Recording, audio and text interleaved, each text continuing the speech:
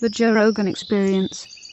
You don't want to buy a drug dealer's car. No. You don't want to live in his house after they repossess it. Like, no. Would you live in a murder house for a good deal, though? I almost bought a murder house. Yeah, I know. I had put in an offer. It was accepted, and I pulled out at the last minute. It was You like promised to keep it alive and murder your... It was a 300-year-old house. That was why I ended up not buying it. It was like, and there was a judge who lived in it, put a guy in prison, and when the guy got out of prison, he murdered the judge and his wife in the house. And they didn't tell me when I first toured it, and then I did the research on it, and I thought it was cool. Like, I didn't give a shit at all. I thought it was just like a fun story. Having ghosts. What year was this? Why does the one Like bathroom 250 have years ago. blood coming out of the faucet? Is that what you said? Yeah. 250 years ago? Oh, okay, that doesn't count. Yeah. I'll live in that house. Yeah, but that's how ghosts. You want those ghosts. That's an old ghost. Old timey ghosts Yeah. with chains and like a fucking Yeah. Woo. That's fine. I don't want them new ghosts. contemporary ghosts, The drug new dealer ghosts, ghosts. The I can ones live that on the- throw you downstairs and kill you, choke you with slamming their your pussy. doors. I Yeah. can live in the on the property of murder, but not in the structure. Bedroom. Oh, Not what, the like if structure. murder happened on a manor in the English countryside? No, And, just like if it happened in a house, and then the house was like demolished. Like you Okay. can go. You know, What they if it did- happened in the woodshed, like Ed Gein style? That's weird. Well, you know, in Long Island, they finally did. I think not long ago, like finally demolished the Amityville house. Oh, really? Amityville horror house. Like finally, just like someone bought the property and was like, "Just take it down." What is the whole deal with the Amityville horror? What was the true story about that? Monsters and ghosts. but What do you mean? I The know devil the was in movie, an Amityville, New York. But Oh, there what are you was asking? what was the story? Sometimes Like, a man's what's got to kill his supposed- family. Did the guy because of a actually ghost. kill his family? Well, there? the Conjuring, right? That was their story, right? Like they were the ones who discovered the Amityville horror house. The couple from the Conjuring. Right, but what was the story about the Amityville horror? Did the A father that went nuts killed his family with an axe. is that what it believe- was? I think so. The real story I believe so. about the actual house itself. I know Shining. that was the movie, but I never knew if that was the actual story itself. It's got to think. I mean, Because there's so many of those movies back in the 80s and shit. Like, they would just make up a history, and you would never be able to Google it. Well, they Oh, say it's a yeah. true story. Like Weapons, the beginning of Weapons, they were like, "This is a true story." It's like, is it though? Yeah, that's what I would say. Was if there I a was witch lying. that came and possessed a bunch of children, and they all? Okay, here it is. He was American mass murderer who was tried and convicted of the 1974 killings of his father, mother, 2 brothers, and 2 sisters in Amityville, New York. His name is Ronald Joseph DeFeo Jr. He was found guilty of 6 counts of second-degree murder and was sentenced to 25 to life. DeFeo died in March of 2021.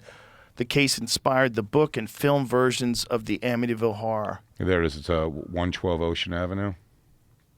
And so did he kill him with an axe? Shot him. Shot and killed 6 members of his family at their home. It is He funny. could have just been a piece of shit. The devil didn't have to have anything to do with that. I know. That is something funny when there's sequels to something that is initially supposed to have actually happened. Right. Then you just start making shit up. Yeah, exactly. That is kind of funny. That's a very Ed good Gein, point. Ed Gein 2, Electric Boogaloo. This is redemption arc. DeFeo claiming he had no memory of killing his family, so they mounted an affirmative defense of insanity.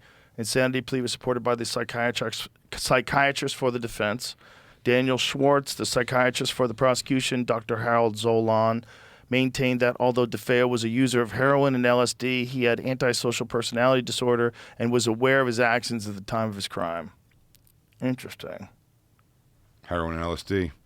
Unregulated. Interesting. Yeah, unregulated. That's it. That's the problem. You got it from the cartel. So that was based on a true story. But, you know, all the demon shit in there, they just add that. Like, Oh, yeah. it's kind of weird that Possession you're allowed to shit. do that after someone's dead. You just make up a bunch of stuff. Sensationalize it. Yeah. Well, I mean, you- that's what Ed Gein's show just did. right. But this is like you're making up a thing where this guy is possessed by demons, which is why he's killing everybody. When You could give have him like just, an out. Yeah. Yeah, You know, not it's- only that, you turn it into a horror movie that has the supernatural in it. Ed Gein, that show was about what he really did.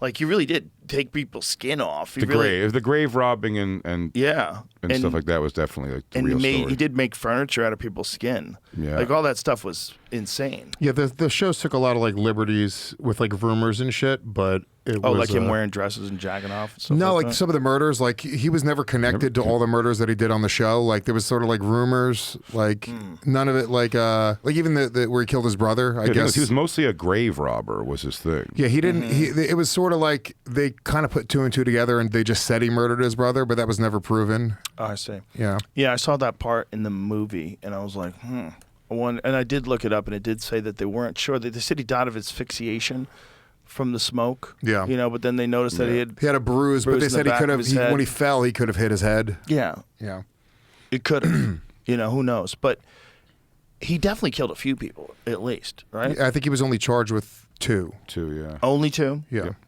Yeah. Which, I mean, serial killer. Come on. Come on. The craziest one was Henry Lee Lucas. Do you ever see that movie, Henry, Portrait of a Serial Killer? Yeah. It's based on Henry Lee Lucas. Him and this dude, they traveled across the country together, and he killed, like, they don't even know how many people he killed. But then the problem with that guy is he also seems crazy. So then cops could bring him, what about this one? Illinois, 1972, Betty Lee Harris. I killed her. Definitely. Sure, why I not? remember her. And so then they could chalk stuff off, like that they solved cases. And so they'll get a lot of these guys that are basically just fucking losers that are, probably strung out on meth, kill a few people, kill people for thrills in a gas station and stuff, like kind of like what the movie implied. But then you give them credit for like 100 deaths.